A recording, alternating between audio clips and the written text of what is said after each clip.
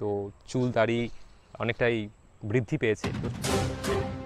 সকালে কাজে বেরিয়ে যেতাম, বিকেলে কাজ থেকে ফিরতাম, তারপরে এসে বাড়িতে চার দেওয়ালের মধ্যেই নিজেকে তাই আর কিছু ভালো লাগছিল না। কদিন ধরে, বেশ কয়েকদিন ধরে, প্রায় 1.5 মাস ধরে আমি কি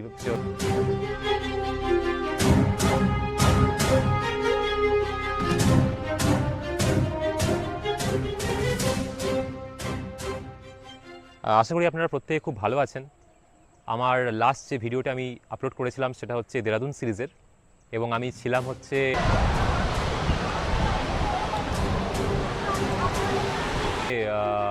রবার্টস কেভে।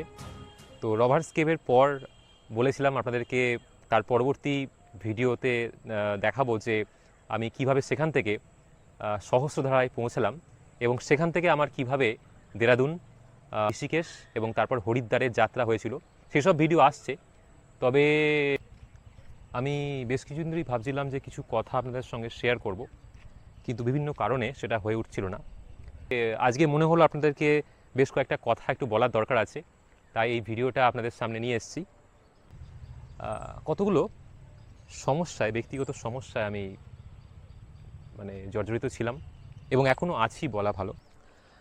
আসলে গত 1.5 মাস বা প্রায় 2 মাস হবে আমি একটুখানি বলতে গেলে শারীরিকভাবে এবং মানসিকভাবে একটু অসুস্থ ছিলাম এবং এখনও আছি। ঘটনাটা হয়েছে কি, বেশ কিছু পুরনো রোগ হঠাৎ করে তার সিমটমস দেখা দেয়। তো আমরা এখানকার স্থানীয় ডাক্তারকে দেখাই। তো ডাক্তার কিছু ওষুধ লিখে দেয়, সেই ওষুধগুলো কন্টিনিউ করি, কিন্তু আশানুরূপ ফল পাই না। তারপর আমি কলকাতা অ্যাপোলো হসপিটালে চিকিৎসা করাতে যাই। সেখানেও ডাক্তার দেখাই, কিন্তু সেখানেও যা যা ডাক্তারবাবু বলে সেগুলো সবটাই ফলো করি, এবং কিন্তু সেভাবে কিছু ফল এখনও পর্যন্ত পাইনি। কিছুদিন ওষুধ খেয়ে সুস্থ ছিলাম, তারপর ওষুধ যেই বন্ধ করেছি আবার সেই উপসর্গগুলো দেখা দিচ্ছে। ঠিক করেছি যে খুব শীঘ্রই আমরা এখান থেকে ব্যাঙ্গালোর যাব। মেন উদ্দেশ্য হচ্ছে চিকিৎসা, কিন্তু তার সাথে সাথে ব্যাঙ্গালোরটাও এই সুযোগে ঘোরা হয়ে যাবে। এই ট্রিপটা আমার কাছে হতে চলেছে একটা অত্যন্ত রকমভাবে অন্যরকমের ট্রিপ, কারণ এই ট্রিপটায় এই প্রথমবার আমি অন ক্যামেরা আপনাদের সামনে আপনাদের সামনে যে ভিডিওগুলো আনবো সেখানে শুধু আমি একাই থাকবো না, আমার সঙ্গে থাকবেন আমার বাবা এবং মা। বাবা এবং মাকে নিয়ে আমি যাচ্ছি ব্যাঙ্গালোরে। আপনাদেরকে সম্পূর্ণ ডিটেলস আমি জানাবো, কিভাবে আমি বাড়ি থেকে বেরোচ্ছি এবং কিভাবে আমি ব্যাঙ্গালোর পৌঁছালাম, এবং সেখানে আমার কিভাবে ট্রিটমেন্টের প্রসেস শুরু হলো। ও হ্যাঁ, বলে রাখি যে আমরা যাচ্ছি হচ্ছে ব্যাঙ্গালোরের একটি বিখ্যাত প্রাইভেট হসপিটাল, মণিপাল হসপিটালে। সেখানে আমি নিজের যেমন ট্রিটমেন্ট করাবো, ঠিক তেমনই আমার বাবা মারও হেলথ চেক আপটা করিয়ে নেবো বলে আমরা ঠিক করেছি।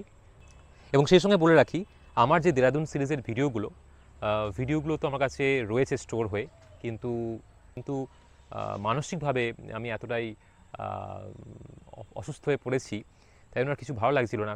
বেশ কয়েকদিন ধরে, প্রায় 1.5 মাস ধরে আমি সেভাবে কিছু এডিটিংয়ের কাজ করতে পারিনি।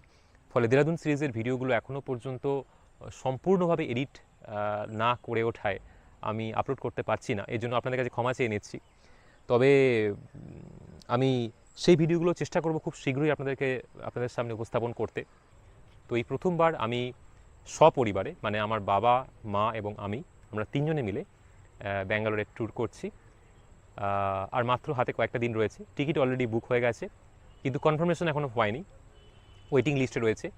আশা করছি কনফার্ম খুব শীঘ্রই হয়ে যাবে সেটা। আর একটা কথা, সেটা হচ্ছে যে আমি গত 1.5-2 মাস বলতে গেলে বাড়িতে প্রায় আইসোলেটেড ছিলাম।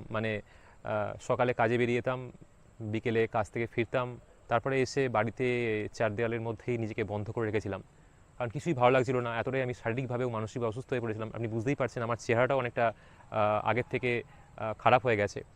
তো হেয়ার ট্রিম করা বা এই বিয়ার্ড, এগুলো ঠিকঠাক ট্রিম করা হয়নি। তো আমি এখন যাচ্ছি সেগুলোকে একটুখানি ট্রিম করার জন্য, কারণ সামনে যে ট্যুরটা আসছে তার জন্য নিজেকে এখন থেকে প্রস্তুত হতে হবে, মানসিকভাবে এবং শারীরিকভাবে। তো যাই হোক, আপনাদের সঙ্গে দেখা হচ্ছে আমার এই পরের ভিডিওতে। সবাই ভালো থাকবেন, এটাই বলার ছিল আপনাদেরকে, কারণ আপনারাও তো আমার এই পরিবারেরই, বৃহত্তর পরিবারেরই অংশ। তো আমার মনে হলো আপনাদেরকে জানাই সে ব্যাপারটা, তো সেজন্যই আজকে এই ভিডিওটি শ্যুট করছি। দেখা হচ্ছে আপনাদের সঙ্গে আমার বাড়িতে, যেখান থেকে আমি শুরু করব যাত্রা। অনেক কাজ বাকি রয়েছে, এখন আমাকে প্যাকিং করতে হবে এবং সমস্ত কিছু গোছগাছ করে নিতে হবে, এবং তারপর আমরা বেরোবো। কোন ট্রেনে যাচ্ছি, কখন যাচ্ছি, কীভাবে পৌঁছচ্ছি, কোথায় থাকছি, কি খাচ্ছি, এবং এই যেটা ব্যাঙ্গালোরের যে মণিপাল হসপিটাল, সেই হসপিটালে খরচা কতটা, সব কিছু আপনাদের বলবো এই ভিডিও সিরিজে। আজকে যেটা করবো সেটা হচ্ছে যে অনেকদিন বাদে একটুখানি আজকে মানসিকভাবে একটু সুস্থ বোধ করছি, তাই আজকে একটু বাড়ি থেকে বেরিয়েছি। আমার বাড়ির সামনেই খুব সুন্দর একটা লোকেশন রয়েছে, দেখতে পাচ্ছেন ওইখানে একটা ব্রিজ দেখা যাচ্ছে এই যে সামনে। এই ব্রিজটা আপনারা হয়তো অনেকেই দেখেছেন বা নামও জানেন। এই ব্রিজটা হচ্ছে জুবিলি সম্প্রীতি সেতু।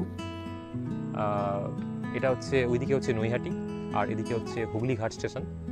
তো এটা হচ্ছে একটা কানেক্টিং খুবই ইম্পর্টেন্ট একটা সেতু আমাদের নৈহাটি এবং হুগলির, মানে উত্তর চব্বিশ পরগনা এবং হুগলি এই দুটো জেলাকে কানেক্ট করে রেখেছে এই ব্রিজটা। যদিও এখান দিয়ে মূলত ট্রেন চলাচলই করে,